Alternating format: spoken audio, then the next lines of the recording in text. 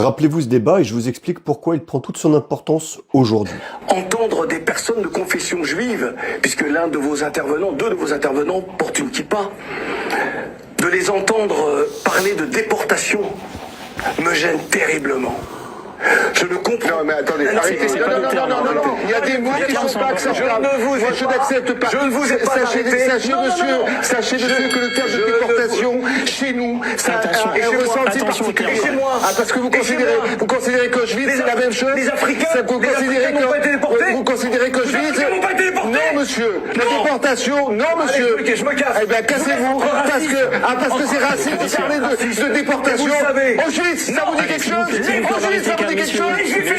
Ah oui, les Noirs ont été massacrés, 6 millions de morts, c'est vous? Pardon, les Africains? 6 millions de morts, 6 millions de gens. Ah oui, qui ont été dans les camps de concentration, dans les chambres à gaz. Eh bien, ça n'a rien à voir, monsieur. On ne mélange pas la tout. Non, monsieur. Donc, comparaison n'est pas raison.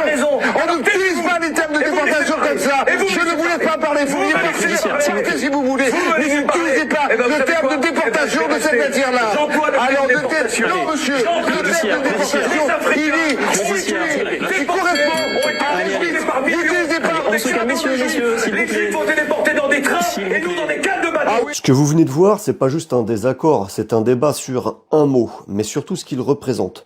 Sur le plateau d'I24 News, Olivier Pardo refuse l'utilisation du terme déportation pour parler de l'esclavage.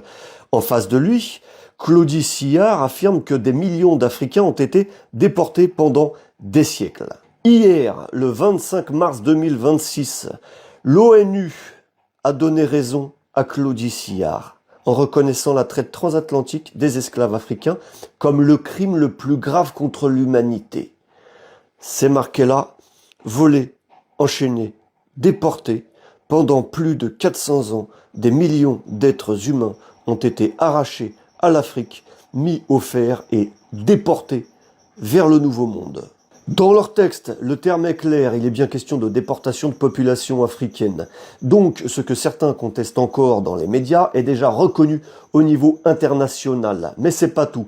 3 pays ont voté contre cette résolution. Les États-Unis, Israël et l'Argentine. Pourquoi? Officiellement, ils parlent de droit, de prudence, de refus de hiérarchiser les crimes. Mais derrière, les enjeux sont beaucoup plus profonds. D'abord, les réparations. Qualifier un crime de plus grave, c'est ouvrir la porte à des demandes d'indemnisation colossales. Mais il y a aussi un autre sujet, plus sensible, celui de la mémoire.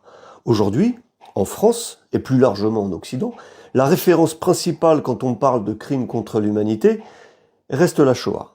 C'est une réalité historique, éducative, culturelle. Mais cette décision de l'ONU vient redistribuer les repères.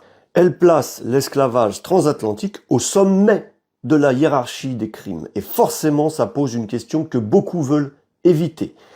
Est-ce qu'il existe une forme de concurrence des mémoires?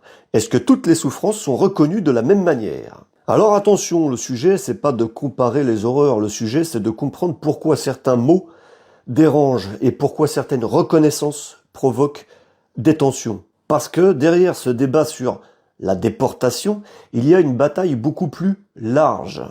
Une bataille pour la reconnaissance, pour la place dans l'histoire avec un grand H, et pour le récit collectif.